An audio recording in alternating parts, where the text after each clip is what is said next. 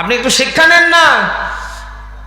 সর্বাত্মক ক্ষমতার চেয়ারে মসনদে বসে থাকবার পরেও কোরআনের রাজ কায়েমের কর্মীদেরকে তারা নির্মূল করতে পারেনি। আর আপনি তো সলিমুদ্দি আর কলিমুদ্দি, যারা এই ১.৫ দশক মানুষের চোখে পড়িয়েছিল কালা চশমা, মানুষ দেখার পরেও না দেখার ভান করে পাশ কাটিয়ে গিয়েছে।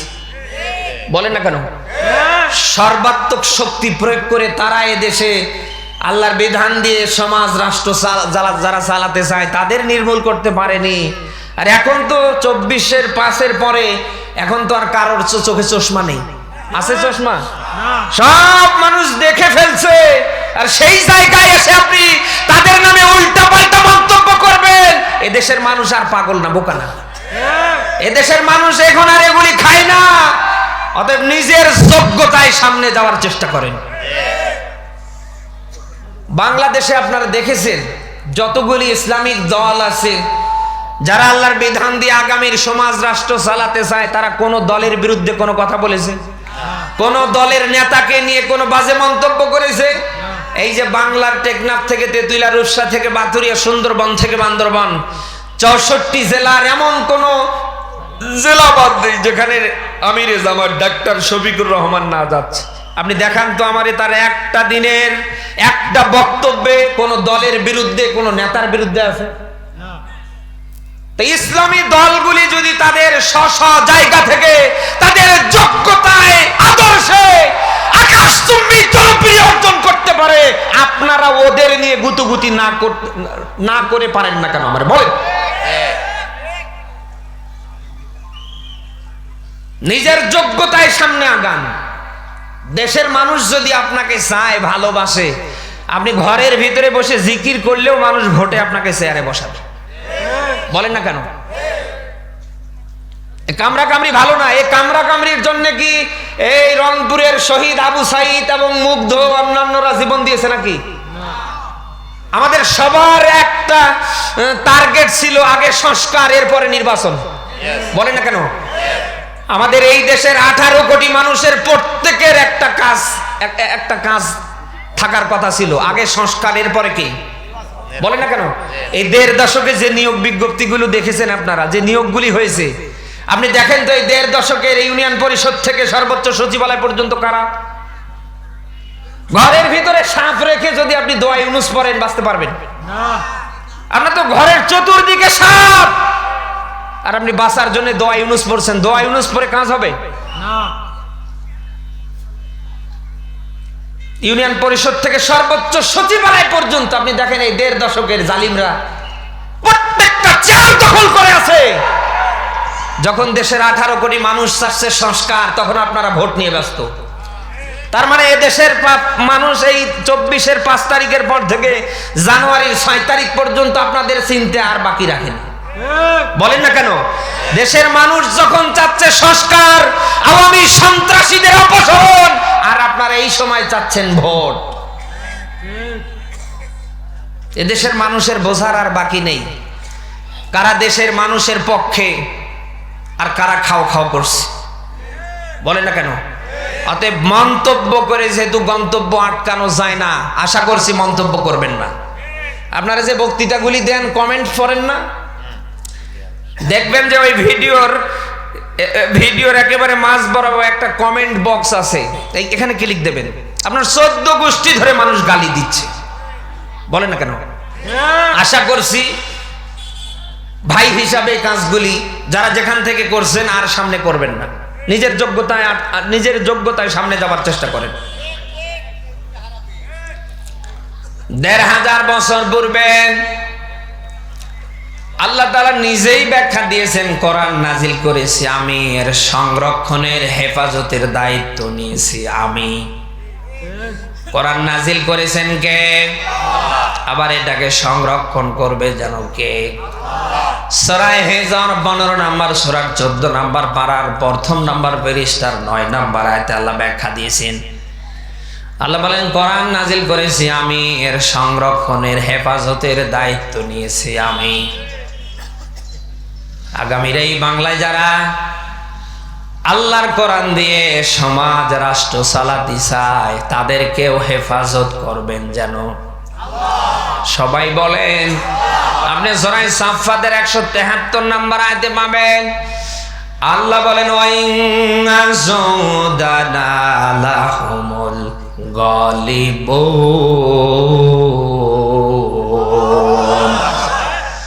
আল্লাহ বলেন আমার বাহিনী যারা, আমার বিধান কায়েমের পক্ষে যারা, আমার দিন প্রতিষ্ঠার পক্ষে যারা, আল্লাহ বলেন আমার এই বাহিনী, আমার এই কর্মীকে আমি আল্লাহ বিজয়ী করব। কে বলছেন জানো? সূরা মুজাদালার 21 নম্বর আয়াতে আল্লাহ ব্যাখ্যা দিয়েছেন, কাতাবাল্লাহু লা গলিবান্না আনা ওয়া রাসূলি। আল্লাহ বলেন আমি লিখে দিয়েছি, আমি আল্লাহ, আমার রাসূল, আমি আল্লাহ এবং আমার রাসূলের দল যারাই করবে তারাই বিজয়ী। কে বলছেন? আল্লাহ। কোরআনের যত আয়াত আছে আপনি সব একটার পর একটা মিলিয়ে দেখবেন, জালিমের পক্ষে, কাফেরের পক্ষে, মুনাফিকের পক্ষে আপনি কোনো কথা পাবেন না। এই যে ভাই, এই ভাই, এটা কি আওয়ামী লীগের লোক নাকি? এই যে ভাই, এই ভাই, এক নম্বরে যাচ্ছে হয়তো না, শেষ করে দি। হ্যাঁ, আপনাদের খারাপ লাগছে হয়তো নাকি? এক নম্বরে গেলে ওই লোক ওইভাবে চলে যায়, আপনি দেখতে পাচ্ছেন না ওর ভাবটা কিরকম। যেই উঠবে বসবেন যে ওই দলের কর্মী। মাহফিলে উঠবে কেন? ওঠা বসা করে, এটা কি ঠিক? আপনারা থাকবেন তো নাকি? আল্লাহ বলেন আমার বিধান কায়েমের পক্ষে, আমার দিন প্রতিষ্ঠার পক্ষে যারা, আল্লাহ বলেন আমার স্পষ্ট বার্তা, তারা বিজয়ী হবে। কোন কাফেরের পক্ষে, কোন মুশরিকের পক্ষে, কোন জালিমের পক্ষে আপনি কোনো কথা পাবেন না। দুনিয়া যারা ঈমানদার, যারা মুমিন, যারা আল্লাহর বাহিনী, এদের পক্ষে কথা দিয়েছেন কে? অতএব আজ না হোক কাল মুমিনদেরকে আল্লাহ বিজয় তিনি দেবেন না দেবেন না? আপনি যতই বিরোধিতা করেন আপনি ঠেকাতে পারবেন না। ফেরাউনের মতো মানুষ, নমরুদের মতো মানুষ, সাদ্দাদের মতো মানুষ, আবু জাহেল, আবুল আহাবের মতো মানুষরা সর্বাত্মক প্রচেষ্টা চালিয়েও ওদের গন্তব্য কখনো আটকাতে পারেনি। আর আপনি তো কনের সলিমুদ্দি আর কলিমুদ্দি। আপনি যত এদের নিয়ে বাজে মন্তব্য করবেন তত বেশি এদের আকাশ চুম্বি জনপ্রিয়তা আল্লাহ বেড়ে দেবে। ১.৫ দশকের জালিমরা ইসলামী আন্দোলনের নেতৃবৃন্দদেরকে জয়টা না মেরেছে, আপনি মিলান এখন তার তুলনায় আল্লাহ ঘরে ঘরে কোরআনের রাজ কায়েমের কর্মী আল্লাহ বের করে দিস। প্রায় বলি গাছের ডাল একটা কাটলে ওখান থেকে ৮টা 10টা ডাল বের হয়। ডাল কাটলেন একটা, ওখান থেকে তো একটা বের হবার কথা, কিন্তু না, ওখান থেকে ৮টা 10টা ডাল বেরিয়ে যায়।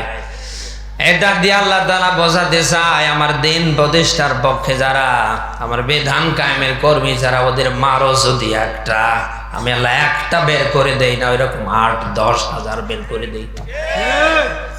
১.৫ দশকের জালিমরা জয়টা না মেরেছে, তার সে আল্লাহ দ্বিগুণ করে দেয়নি। বাংলার এমন কোন জায়গা বাদ আছে যে জায়গায় ইসলামী আন্দোলনের কর্মীরা নেই? হাতে মন্তব্য করে কখনো গন্তব্য আটকানো যাবে না।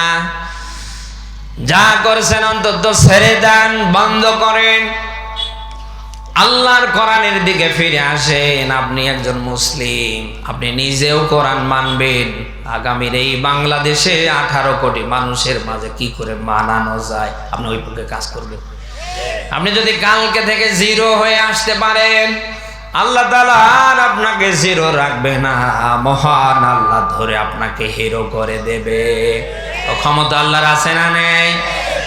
বিশ্বনবী মুহাম্মদ রাসূলুল্লাহর মতো মানুষকে হত্যা করবার কাজ নিয়েছিলেন হযরতে ওমর। তিনি যখন কালমা পড়ে মুসলমান হয়ে গেলেন, এক পর্যায়ে তিনি যখন আল্লাহর কোরআন প্রতিষ্ঠার পক্ষে হাত রাখলেন, হযরতে ওমরের সম্মান আল্লাহ কমায়নি, মহান আল্লাহ তার সম্মান আকাশচুম্বী করে দিস। 10 জন সাহাবী দুনিয়ায় জিন্দা থাকতে জান্নাতের সার্টিফিকেট পেয়েছে, তার ভেতরে হযরতে ওমরের নাম 2 নম্বরে এসেছে। এত সম্মান, এত মর্যাদা আল্লাহ বাড়িয়ে দিলেন। ওমর যে রাস্তা দিয়ে ঢুকতো ও 70 দিন শয়তান যাবার সাহস করতো না। আপনি জিরো হয়ে যদি আসতে পারেন, আল্লাহ জিরো রাখবে না, ধরে আপনাকে হিরো করে দেবে। কিয়ামতের কঠিন মুসিবতের দিন যখন কায়েম হবে, নবীজি বলেন এই কোরআন কারোর পক্ষে যাবে, আবার কারোর বিপক্ষে যাবে। দুনিয়ায় যারা আজ কোরআনের বিরুদ্ধাচরণ করছে, এই কোরআন কিয়ামতে তাদের বিরুদ্ধে যাবে, তাদের নামে মামলা দেবে। এই কোরআন কিয়ামতে যদি কারোর বিরুদ্ধে চলে যায়, তার নামে যদি বাদী হয়ে মামলা দেয়, আপনার কোন আব্বা আছে বাঁচাবে? আমারে বলেন, বলেন। নবীজি বলেন আল কোরআন হুজ্জাতুল্লাহ আলাইক, এটা কারোর পক্ষের দলিল হবে, আবার কারোর বিপক্ষের দলিল হবে। আমাদের এটা পক্ষের দলিল না হয়ে যদি বিপক্ষের দলিল হয়, আমাদের বাঁচার কোনো উপায় আছে? অতএব যা করছেন একটু ঠান্ডা মাথায় চিন্তা ভাবনা করে দেখেন, আল্লাহর কোরআন দিয়ে আপনার জীবনের সবকিছু হচ্ছে কিনা। যদি না হয় কালকে থেকে শুরু করেন, না হলে আপনার দুনিয়াও শেষ হবে, আপনার আখিরাতও শেষ হবে। কোরআন আল্লাহর কিতাব, এটা যদি আপনি দুনিয়ায় আঁকড়ে ধরতে পারেন, একদিকে আল্লাহ আপনাকে দুনিয়ায় শান্তিতে রাখবে, অপরদিকে আখিরাতে আল্লাহ নাজাতের ব্যবস্থা করে দেবে। অথচ আজ মুসলমানের ঘরে জন্ম নিয়ে আগা কেটে জন্মের গরুর গোশত খেয়ে আমরা মুসলমান দাবি করছি। মিলান আমাদের ব্যক্তি, পরিবার, আমাদের সমাজ, আগামীর রাষ্ট্র চলবে আল্লাহর কোরআন দিয়ে, ওই পক্ষে আমরা নেই। আপনি যতই নামাজ পড়েন, রোজা রাখেন, আপনি যতই হজ ওমরা করেন, যতই ভালো কাজ করে মরে যান, আল্লাহর বিধান দিয়ে আগামীর সমাজ চলবে, রাষ্ট্র চলবে, যদি আপনি হাত রাখতে না পারেন, আপনার নামাজে, রোজায়, হজ ওমরায় কোনো কাজ হবে না। নবীজি বলেন আল্লাহর বিধান কায়েমের পক্ষে কারোর যদি ন্যূনতম হাত রায় না থাকে, ওটা মুনাফিক। আপনি কিসের নামাজ পড়েন, আপনি কিসের রোজা রাখেন, কিসের হজ ওমরা করেন, আপনি কিসের ইশরাক আওয়াবিন তাহাজ্জুদ পড়েন, আপনার সর্বাগ্যে প্রাথমিক যে কাজটা হবে, আল্লাহর বিধান যেন আগামীতে দেশে কায়েম হয়। আমি আবারও বলছি, আল্লাহর বিধান দিয়ে সমাজ চলবে, রাষ্ট্র চলবে, যদি আপনি হাত রাখতে না পারেন, আপনি মুনাফিক, মরে যাবেন, ঈমান পাবেন না। কিয়ামতে আল্লাহ গুঁতো দিয়ে আপনাকে জাহান্নামের নিম্নতম স্তরে পৌঁছাবে। ১৫০০ বছর পূর্বে আল্লাহ ব্যাখ্যা দিয়েছেন, ইন্নাল মুনাফিকিনা ফিদ-দারকিল আসফালি মিনান নার। আল্লাহ বলেন কিয়ামতে মুনাফিক যারা, এদের স্থান হবে জাহান্নামের সর্বনিম্ন স্তরে। আপনি কি মুনাফিক হয়ে মরে কিয়ামতে জাহান্নামের সর্বনিম্ন স্তরে থাকতে চান? না, কথা না বলে বুঝি কি করে? যা করেছেন ছেড়ে দেন, বন্ধ করেন, আল্লাহর কোরআনের দিকে ফিরে আসেন, এখনো সময় আছে। মরে যাবার আগে যদি আল্লাহর কোরআনের কর্মী হতে না পারেন, আল্লাহর কোরআন যদি নিজের জীবনে আপনি ধারণ করতে না পারেন, আমি বলছি আপনার দুনিয়াও শেষ হবে, আপনার আখিরাতও শেষ হবে। সে কোরআনের দিকে ব্যাক করার দরকার আছে না নেই? কখন মরে গেলে, হ্যাঁ মরে গেলে নাকি এখন এই মুহূর্তে? কারণ সব কিছুর ওয়ারেন্টি গ্যারান্টি থাকলেও মরণের কোনো ওয়ারেন্টি গ্যারান্টি। কত মানুষকে দেখতে পাই রাতের বেলা খেয়ে দিয়ে ঘুমিয়ে যায়, সকাল বেলা আর বিছানা থেকে উঠতে পারে না। রাস্তায় রাস্তায় মাইকিং চলছে, ইন্না লিল্লাহ, অমুক আর নেই। আপনি আজ এখানে এসেছেন, এখান থেকে আপনি বাড়ি পর্যন্ত যেতে পারবেন। আগামীতে হয়তো আবার ওই রকম মাহফিলের আয়োজন হবে, আপনি আগামীবার এই মাহফিলে নিশ্চিন্ত আসতে পারবেন, কোনো গ্যারান্টি আছে? সব কিছুর ওয়ারেন্টি গ্যারান্টি থাকলেও মরণের ওয়ারেন্টি গ্যারান্টি। ও ঘুরে বেড়াচ্ছে, আল্লাহ বলবে ধর, গোটা যশোর জেলার মালিক হলেও আপনাকে আল্লাহ ছেড়ে দেবে না। এই মরণ যার কাছে একবার এসেছে, সে আর ফিরে গিয়েছে। ওটা আপনার আমার সামনে যদি এসে যায়, আমি আপনি যেই হই না কেন, আর ফিরে যাবে না। অতএব সেই মরণ আসার আগে অন্তত আমরা নিয়ত করি, আমরা যেন আল্লাহর কোরআনের কর্মী হতে পারি। আমরা যেন সবাই আল্লাহর কোরআনের বিধান দিয়ে ব্যক্তি, পরিবার, আগামীর সমাজ, রাষ্ট্র চালার পক্ষে হাত রাখতে পারি। কারা পারব দেখি? লিল্লাহে তাকবীর। আল্লাহ যেন কবুল করে। আমিন। মরণ যদি কারোর সামনে আসে, সে যেই হয় না কেন, তাকে কিন্তু সামনে পেছনে আর ছেড়ে দেবে না। তার বাস্তব প্রমাণ বলছি। বাদশাহ সাদ্দাত 23টা রাষ্ট্রের স্বর্ণ মুদ্রা দিয়ে নিজের রেস্ট, নিজের আরামায়েশের একটা জায়গা বানিয়ে ফেললেন। আপনাদের মনে হয় কষ্ট হচ্ছে, কিন্তু উঠো পয়সা কেন ভাই? আরে হারাইছে, থাক, সমস্যা নেই। 23টা রাষ্ট্রের স্বর্ণ মুদ্রা দিয়ে নিজের একটা রেস্ট হাউস বানিয়ে ফেললেন। উদ্বোধন করবে, ফিতা কাটবে, ঢুকবে, বিভিন্ন দেশ থেকে অতিথিরা এসেছে। ঠিক গেট বরাবর একজন সাদা পোশাকধারী মানুষ দাঁড়িয়ে আছে। বাদশাহ গেটের কাছে আসার পরে দেখছে সাদা পোশাকধারী একজন মানুষ। ডাক দিয়ে বললেন, কে রে তুই? কোথায় তোর বাড়ি? কি চাস? সাদা পোশাকধারী মানুষটা প্রতিউত্তরে বললেন, বাদশাহ আমি কিচ্ছু চাই নাই, দেশেই আমার বাড়ি ঘর কিচ্ছু নাই। আমি আল্লাহর পাঠানো মালাকুল মউত ফেরেশতা আজরাইল, আমি এসেছি আপনার জান কবজ করতে। বাদশাহ সাদ্দাত 2টা হাত সামনে বের করলেন আর ডাক দিয়া বললেন, অন্তত আমাকে আমার রেস্ট হাউসে ফিতা কেটে ঢোকার সুযোগ দেয়া হোক। দিয়েছে নাকি? সাদা পোশাকধারী মালাকুল মউত আজরাইল ডাক দেয়া বলেন, বাদশাহ একটা সেকেন্ড সময় আপনাকে দেবার মতো নেই। আল্লাহ পাঠিয়েছে, এই মুহূর্তে আপনার জান কবজ করা লাগবে। শুধু হাত বের করতে দেরি, বাদশাহ সাদ্দাত পরে মরে যেতে দেরি না। ফেরাউনের জীবনী দাঁড় করেন। আজীবন মুসা আলাইহিস সালাম বারংবার দাওয়াত নিয়ে গিয়েছে। দাওয়াত কবুল করা তো দূরের কথা, কালমা পড়ে মুসলমান হওয়া তো দূরের কথা। এই দেখেন চোরের মতো পালাচ্ছে। এই ভাই, মানে কি যেন বিপদে, মনে হচ্ছে পানির মধ্যে সাঁতার, মানে মুসা আলাইহিস সালাম আজীবন দাওয়াত দিয়েছে।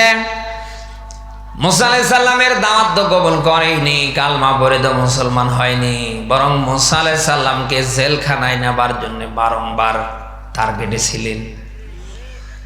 সেই ফেরাউনকে যখন আল্লাহ তাআলা পানিতে চুবিয়ে চুবিয়ে মারছিলেন, ফেরাউন তখন ঈমানের ঘোষণা দিয়েছিলেন, ক্বালা আমানতু আন্নাহু লা ইলাহা ইল্লাল্লাযী আমানাত বিহি বানু ইসরাঈল ওয়া আনা মিনাল মুসলিমিন। সূরা ইউনূসের 90 নম্বর আয়াত এটা।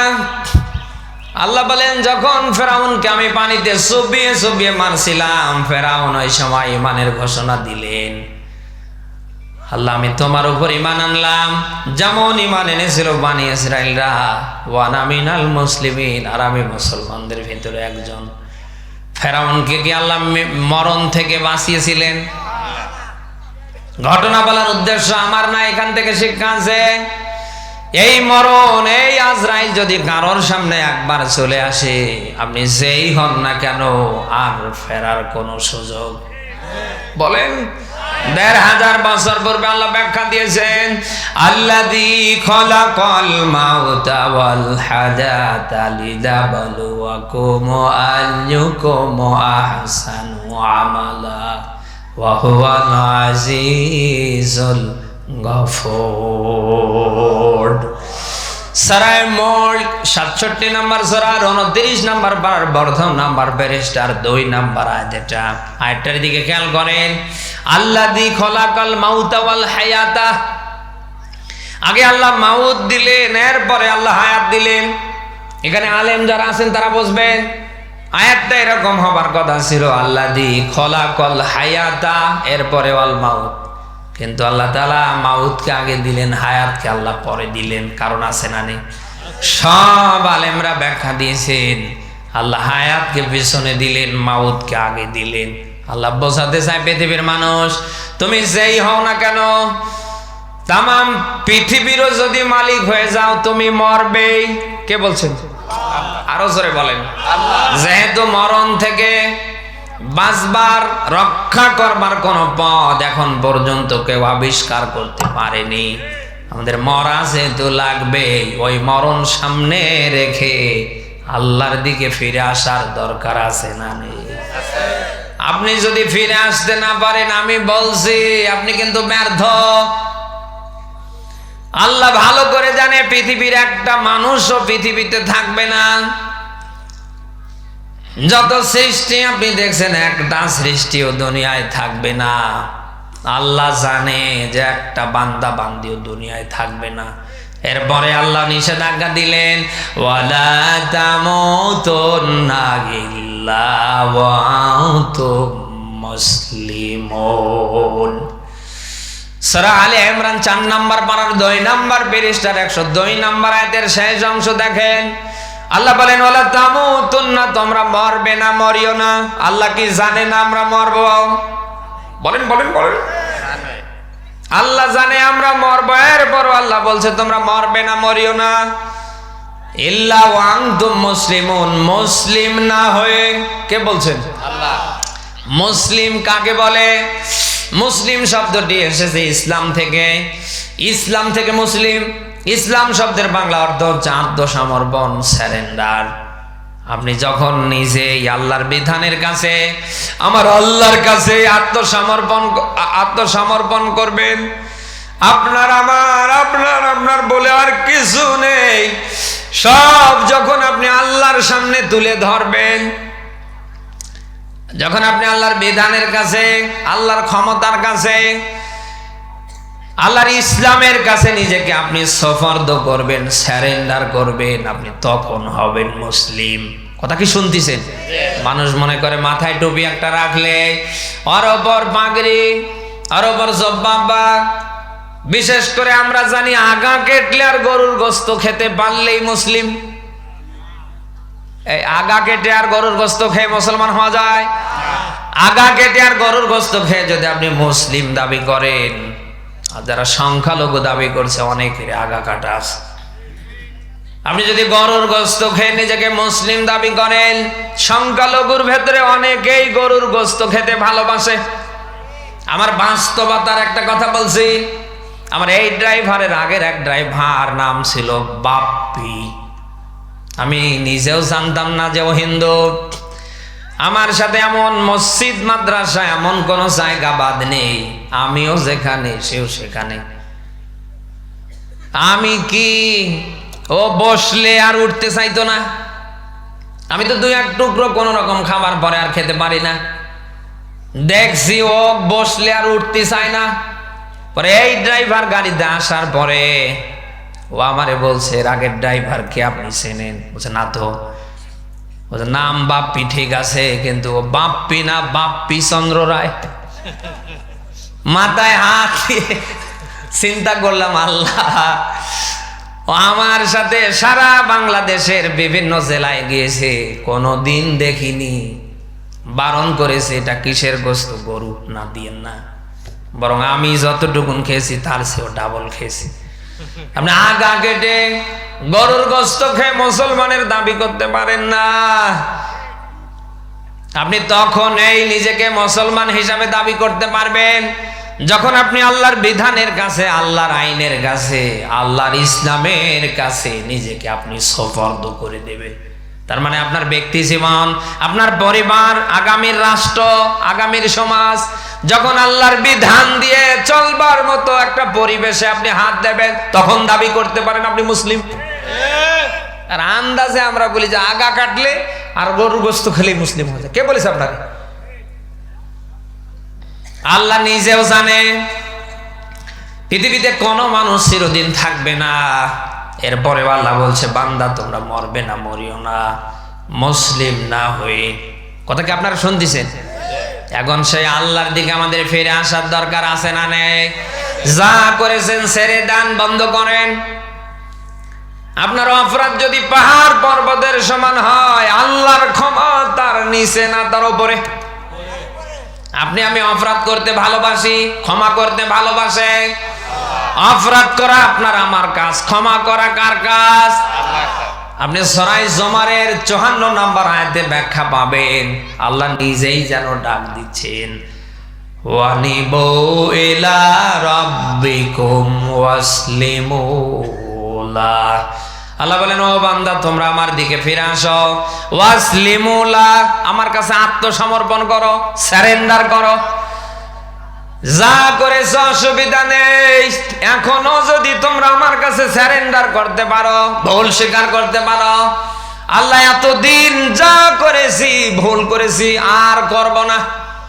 আল্লাহ বলেন, ও বান্দা তোমরা যদি আমার দিকে ফিরতে পারো, আমার কাছে সারেন্ডার করতে পারো, নিজের অপরাধগুলি তুলে ধরতে পারো, আমি আল্লাহ বলছি তোমার জীবনের কোনো অপরাধ রাখবো না, সব অপরাধ আমি আল্লাহ মাফ করে দিব। আমাদের আদি পিতা আদি মাতাকে আল্লাহ জান্নাতে থাকার ব্যবস্থা করে দিলেন। আল্লাহ তাআলা একটা গাছকে বাউন্ডারি বানিয়ে ফেললেন। আল্লাহ নিজেই নিষেধাজ্ঞা দিলেন, লা তাকরাবা হাদিহিস শাজারা, ওই গাছের নিকটবর্তী হবা না। এটা তোমাদের জন্য একটা বাউন্ডারি, একটা এরিয়া। এই যে 500 400 300 গজ দূরেই ভারতের ইন্ডিয়ার বর্ডার, বর্ডার তার কাটা না বলেন না কেন? এটা কি আমাদের জন্য একটা এরিয়া না, বাউন্ডারি না? ওদের জন্য ওই রকম। জান্নাতে আদম আর হাওয়াকে আল্লাহ থাকতে দিলেন, জান্নাতের যা আছে সব খাবে, অসুবিধা নেই। ওই যে গাছ, এটা বাউন্ডারি, এটা তার কাটা, এর নিকটবর্তী হবে না। তাহলে বেশি আমরা গুলি করে মেরে ফেলবে। আপনি কথা কি শুনতেছেন? হযরতে আদম আর হাওয়া এই কাজটাই করে বসলেন। আল্লাহ তাআলা তাদেরকে আর জান্নাতে রাখলেন না, দুজনকে অবশেষে আল্লাহ জান্নাত থেকে বের করে দিলেন। আদম এক জায়গায়, হাওয়া এক জায়গায়। দীর্ঘদিন কান্নাকাটি করবার পরে ওরা দুইটা কথা আল্লাহরে বলছিলেন। কয়টা বলেন? এমন কোন নামাজ বাদ নেই, এমন কোন দোয়া বাদ নেই যে দোয়াতে ওই দোয়া না পড়া হয়। রব্বানা যালামনা আনফুসানা ওয়া ইল্লাম তাগফির লানা ওয়া তারহামনা লানাকুনান্না মিনাল খাসিরিন। বলেন আল্লাহু আকবার। আদম আর হাওয়া দুইটা কথা বললেন। আপনাদের কষ্ট হচ্ছে? রব্বুল আলামিন, আমরা আমাদের নফসের উপরে শয়তানের ফেরে পড়ে আমরা নিজেরাই নিজেদের উপরে জুলুম করেছি। এই মুহূর্তে ওয়াইল্লাম তাগফির লানা, তুমি যদি আমাদের মাফ না করো, ওয়া তারহামনা, আমাদের উপরে দয়া না করো। কয়টা কথা বলেন বলেন? আল্লাহ নিজেরাই আমরা নিজেদের উপরে জুলুম করেছি। এখন এই মুহূর্তে তুমি যদি আমাদের মাফ না করো, আমাদের উপরে যদি দয়া না করো, লানাকুনান্না মিনাল খাসিরিন, আমরা ক্ষতিগ্রস্ত হয়ে যাব।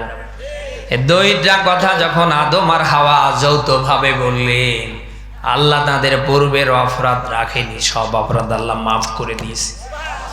আমাদের আদি পিতা আদি মাতা আদম আর হাওয়াকে যদি আল্লাহ মাফ করতে পারে, আমরা আদম আর হাওয়ার সন্তান, আমাদের অপরাধও আল্লাহ মাফ করতে পারে না? পারে না?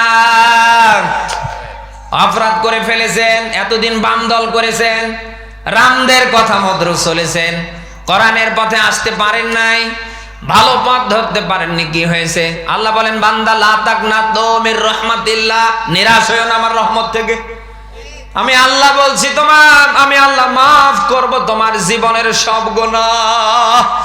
আমার আপনার অপরাধ যদি পাহাড় পর্বতের সমান হয়, আল্লাহর ক্ষমা মোটেও তার নিচে না, তার উপরে। 99 ভাগ মহব্বত আল্লাহর হাতে, আর 1 ভাগ মহব্বত তামাম সৃষ্টিকুলের উপরে, 1 ভাগ মহব্বত তামাম সৃষ্টিকুলের ভেতরে। আপনি দেখেন তো সেই 1 ভাগ মহব্বতের কিছু ছিটা ফোটা আমরা মানুষ আমরাও পেয়েছি। আমার বাড়ি কোথায় নীলফামারী, আর কোথায় যশোরের চৌগাছা।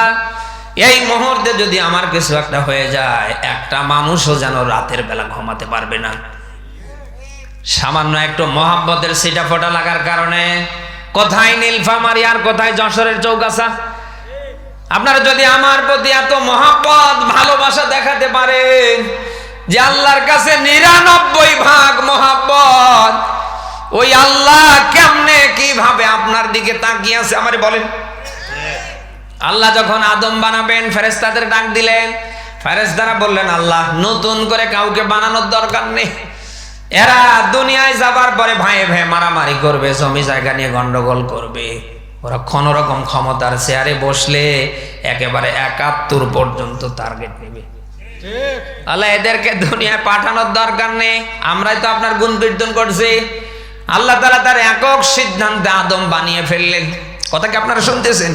পৃথিবীতে একটা সৃষ্টি আপনি দেখাতে পারবেন না যে সৃষ্টি আল্লাহ নিজ হাতে বানিয়েছে, শুধু একটা মাত্র সৃষ্টি, তার নাম মানুষ। তার নাম বলেন বলেন বলেন।